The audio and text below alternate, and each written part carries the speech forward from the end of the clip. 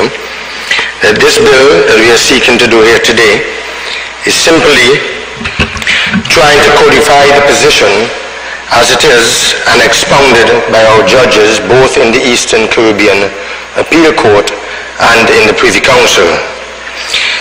Madam Speaker, the mandatory death penalty, as the Honorable Attorney General told us, has been outlawed for now several years and is being ruled by both higher courts as being unconstitutional. The same was the position of sentencing persons at Her Majesty's pleasure, Madam Speaker. The courts have held that sentencing is a function of the courts and not the executive. This bill, Madam Speaker, sets these matters right, and I commend the government for bringing this bill to this Honourable House that is very timely to do so, Madam Speaker. The occasion should have been taken, Madam Speaker, I think, though, in the bill to also deal with persons who were insane. I did not see that, Mr. AG, in the bill. I think that sentencing is a matter for the courts, Madam Speaker, and the manner of execution should not be left to the Governor General, because if we looked in the draft legislation that is before us, the draft bill, Madam Speaker, it says, let me find the correct section,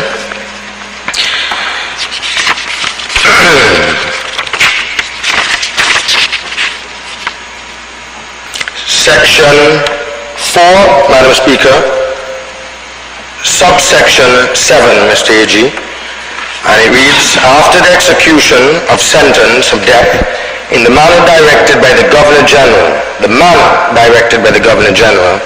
and the person has been pronounced dead by a medical officer appointed by the court, the Provost Marshal shall hand over the remains of the person executed to his family for burial. Section 6, let's go back to Section 6, where a court pronounces a sentence of death pursuant to subsection 1, the Governor General shall direct the time, place, and manner of the execution of the sentence of death of the person convicted of murder, Madam Speaker. I cannot agree with this, Madam Speaker, because that is in fact saying, and in essence saying, that the Governor General could decide at her discretion, and not the court, that the manner of the execution could be by hanging, could be by shooting, could be by lethal injection, or it could be by guillotine. I mean, that's stretching it a little far, but I do not think the point that I'm making that it should be the function of the Governor General. And if we look at the explanatory memorandum, it states that this is a slight amendment to enable the death penalty to be carried out in a humane manner. That may be the intention of the government and the intention of the act that the Attorney General intends. But that, Madam Speaker, in my view, is wrong, and blatantly wrong, to give any Governor General or President, if we were a republic, and I quote from the act, the power to determine the manner of carrying the death penalty. A sentence, Madam Speaker, as we know, is a judicial, and the Attorney General have said it is not an administrative matter, and I see the Attorney General nodding and agreeing with me. It is not an administrative matter, and it says the manner of execution should only, Madam Speaker, be determined by a properly constituted court, subject to and according to law. The Governor General's function should only be administrative. The next section, Madam Speaker, that I have a little concern here is section 4.2, subsection 2, and when the Attorney General is wrapping up, he could shed some light. It suggests that there are other offenses, Mr. Attorney General, than murder which carry the death sentence. Are there? Treason. There are other offenses, treason. Section 4 generally refers to the court pronouncing sentence of death. And if you look, colleague, member for St. John's City South, at section 4.2, it provides that all other proceedings relating to the sentence of the death shall take place before the court. This does not seem very clear to me, Madam Speaker.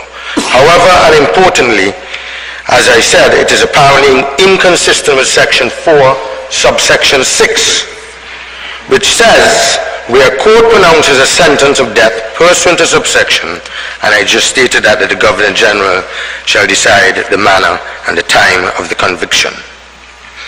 Section 6 now, which the Attorney General explained, the periods of minimum imprisonment for life sentence, Mr. Attorney General, of 25 years, and for other sentences of 18 years thereafter for review, do not seem to me and to other legal luminaries and other Queen Counsels to be correct. And I say correct because we know that there is no legal objection to minimum sentences in the Commonwealth and periods to be served.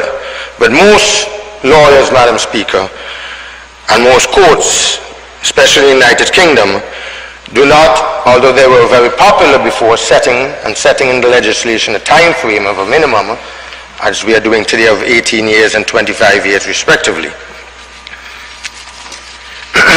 And if I may crave your indulgence, Madam Speaker, just to substantiate the point that I just made, and if I may quote Mr. Attorney General from the great Judge Lord Bingham in the Privy Council in the Bellies case of Rise versus the Queen, Madam Speaker, in 2002.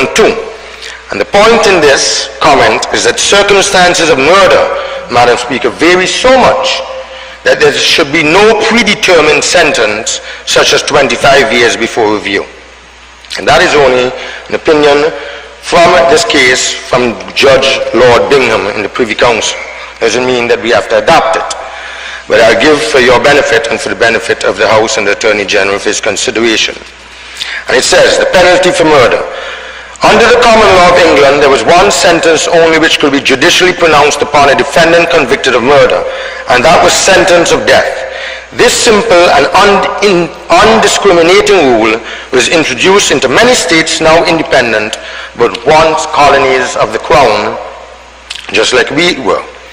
It has, however, been recognized for very many years that the crime of murder embraces a range of offenses of widely varying degrees of criminal culpability.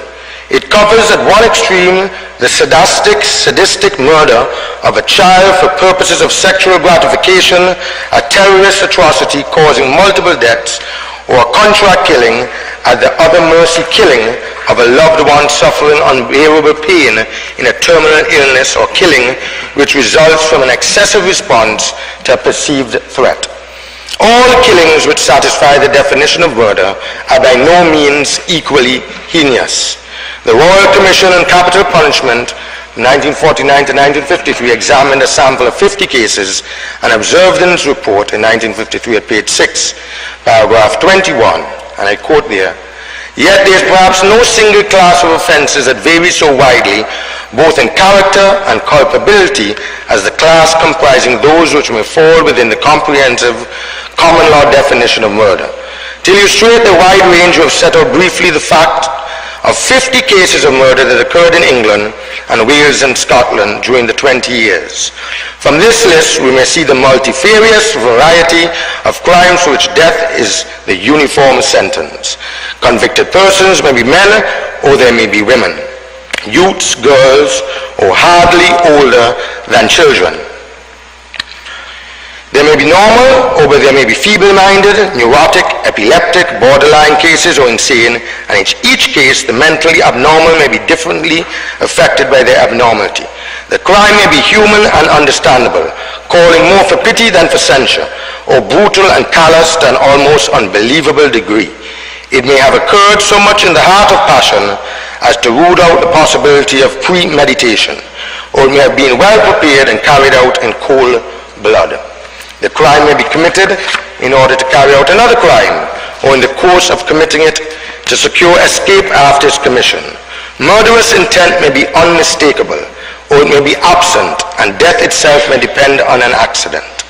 The motive springing from weakness as often as from wickedness shows some of the basest and some of the better emotions of mankind: cupidity, revenge, lust, jealousy, anger, fear, pity, despair, duty, self-righteousness, political fanaticism, or there may be no intelligible motive at all.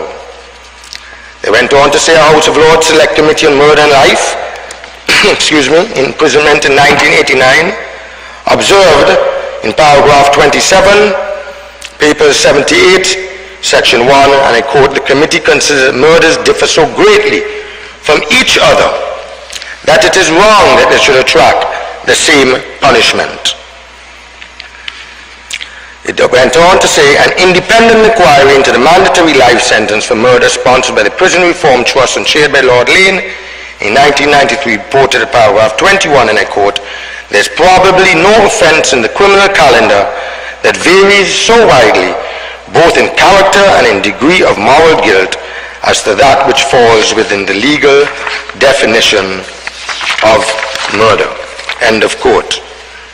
So, Madam Speaker, in dealing with sentencing in murder trials, this bill that we are hoping to pass today provides that the convicted and the director of public prosecutions can address the court. But provisions should be made for impact statements. For instance, the family of the murdered persons, because this is a very popular and probably good idea.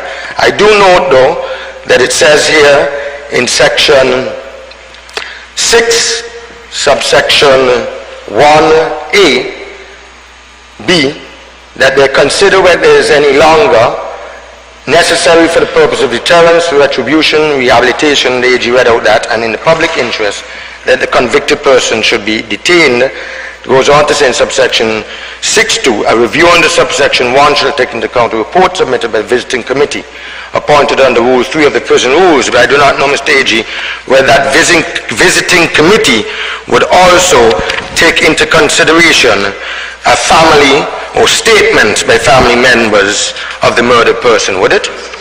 Pardon me?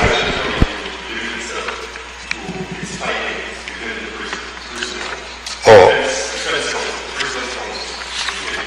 And they will also take into consideration statements from the family and friends and employers and so forth. Well, Madam Speaker, I'm not going to be long. I think it's a good bill. I just wanted to point out those few comments that I had, especially the 25 and 18-year rule, and think that we should leave that to the competent court, Madam Speaker, and not to legislate it here or to put it into the Act, Madam Speaker. I do not know what the Attorney General thinks about that. And, Madam Speaker, I also want to say that I've said that mandatory death penalty, it's removed here in the bill, but still minimum periods of imprisonment before review, and I think we could look at that in committee stage and see if it's better to leave it to the court and to the judge, Mr. Attorney General. I mean, why not just leave it, the sentencing, to the judge rather than us legislating? I do not know what the rationale of that is. Madam Speaker, that is my little 2 pence to add to what the Attorney General said, and I want to commend the Attorney General for his detailed and very comprehensive overview of this bill, which I commend and support, Madam Speaker. Thank you. Thank you, sir. Acknowledge honourable member for St. John City South. It's not very often, Madam Speaker, but when